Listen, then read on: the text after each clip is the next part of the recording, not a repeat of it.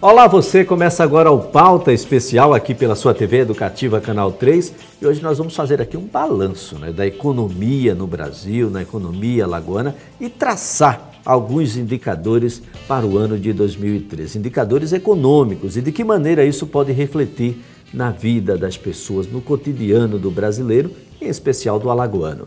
Eu estou aqui com a presença já do professor Avelino Balbino, economista e diretor da Escola de Gestão e Gerencial. Professor, muito obrigado por participar aqui do nosso programa. Obrigado, Elias, obrigado pelo esse convite e pretendo aqui, da medida do possível, tentar esclarecer algumas dúvidas do que foi esse ano, do que a gente pode pensar para o ano 2013. Bom, professor, os gestores da economia brasileira pensaram em números em 2011 para o ano de 2012. Esses números se confirmaram? Não, os números não se confirmaram. O nosso ministro da Economia, o ministro o senhor Guido Mantega, ele teve uma visão assim, muito otimista dos fatos, digamos assim, que o Brasil ia crescer 4,5%, talvez 5%, e cumpriu um papel na economia que é de tentar, que a gente chama de gerar expectativas. Por quê? Porque existe um elemento na economia, Elias, que economia é o seguinte, você contrata pessoas, por quê? Porque você acha que vai vender, vai produzir e vender.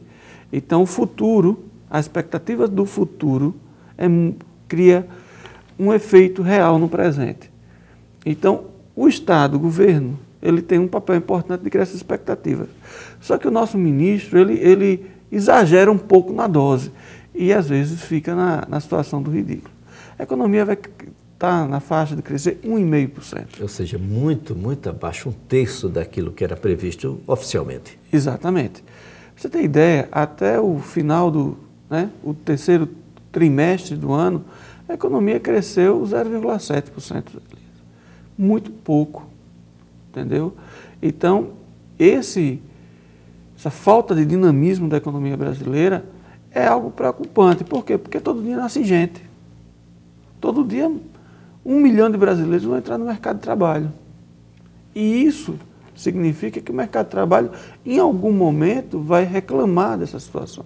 Ou seja, a taxa de emprego, de desemprego hoje, melhor falando, esse número foi aquele que foi projetado no ano de 2011 para o 2012? Foi melhor? Foi pior? Mesmo com essa quase estagnação, porque a gente cresceu 1,5, 1,3, 1,2, esse número não está fechado ainda, mas mesmo com esse resultado de dezembro, que há uma expectativa, inclusive, de que o comércio não atinja o crescimento que gostaria, essa taxa de desemprego ela ainda está dentro do razoável?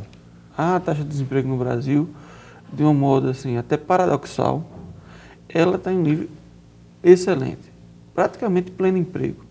Está na faixa de 5,5% na média nacional. Evidentemente, algumas regiões metropolitanas, como Salvador, Recife, tem taxas diferentes. Por exemplo, do Rio de Janeiro, hoje, que está uma taxa de 3,5%. E você observa, 4,6%, 3,9% é Belo Horizonte. E dizem praticamente pleno emprego, que a gente chama na economia, mas muito segurado pelo setor do serviço, entendeu? A nossa preocupação é com o desenrolar do primeiro trimestre de 2013. Se a economia não continuar crescendo, como vai se comportar a taxa de desemprego? A taxa de desemprego. Nesse momento, o Brasil vive um momento muito bom, então, de massa salarial, de horas trabalhadas e de emprego. O serviço foi o elemento indutor dessa boa taxa. Da manutenção do emprego no país. Da manutenção do emprego, criação de novos empregos. Por quê? Porque o produto interno bruto do nosso país, ele é similar em termos de composição de país desenvolvido, ou seja, 2/3 dele está no setor serviço. Agora, como é possível a gente ter uma taxa de desemprego, de certa forma, boa, excelente, como o senhor fala, e ao mesmo tempo a gente tem um crescimento menos de 1,5%. Quais são os indicadores que levaram a um crescimento tão baixo? É o desequilíbrio que existe entre a indústria e o setor serviço. A indústria você pode importar, e nem tudo do setor serviço você importa. Você importa, por exemplo, na Escola de Gestão, nós importamos provedores, serviços de internet.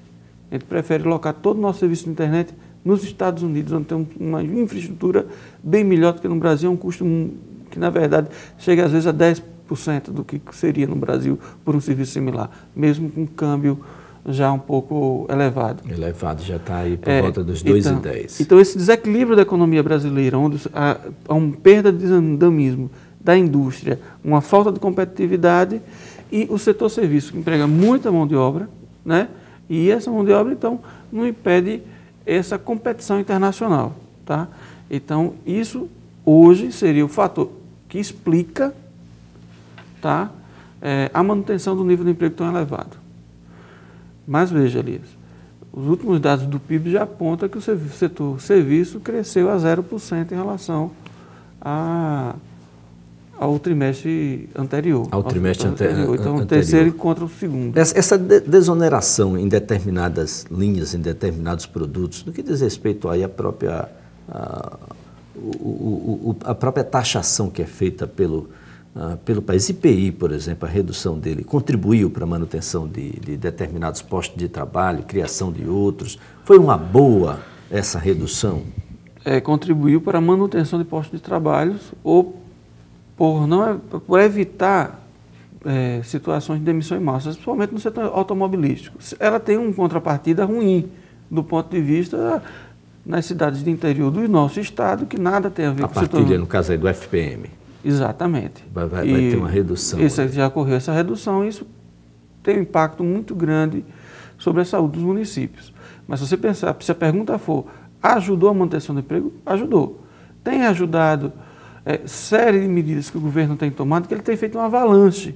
Ele está preocupado. O governo Dilma e o seu Guido Mantega estão muito preocupados com o desempenho da economia. Por exemplo, há pouco a gente falava do câmbio. O câmbio tem um limite, eu sei que não dá para ficar 1 a 1, dólar e real, até porque a importação vai trucidar o parque industrial brasileiro, que é extremamente frágil ainda, apesar da economia estar num crescimento. O Brasil está ocupando com um PIB bastante expressivo.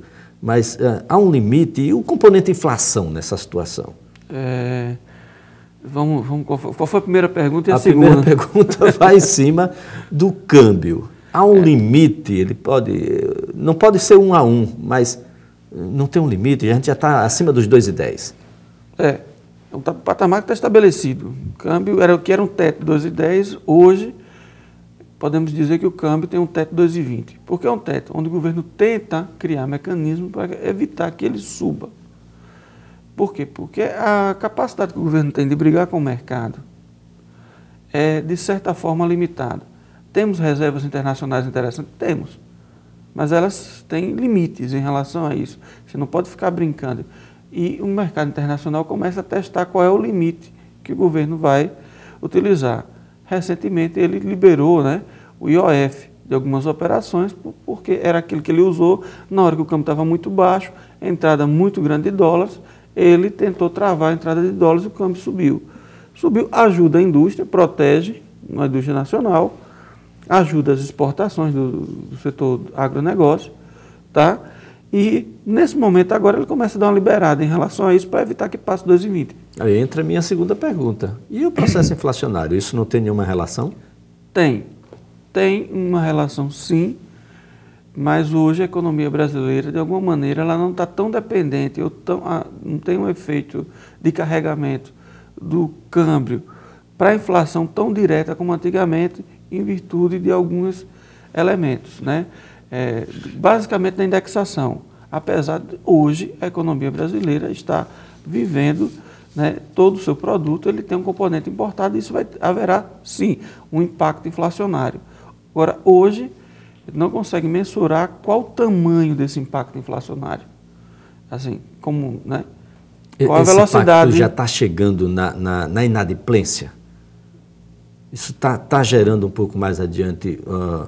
a inadimplência no Brasil tem uma razão que não está diretamente ligada à inflação, mesmo porque a gente precisa admitir que o mercado de trabalho está aquecido, não houve perdas reais de salário, muito pelo contrário, em algumas categorias houve ganho em reais. Não é isso. O que explica a inadimplência no Brasil é essa expansão do crédito, né, quer dizer, a expansão da classe média, a expansão do crédito e essa novidade em termos de administração financeira familiar.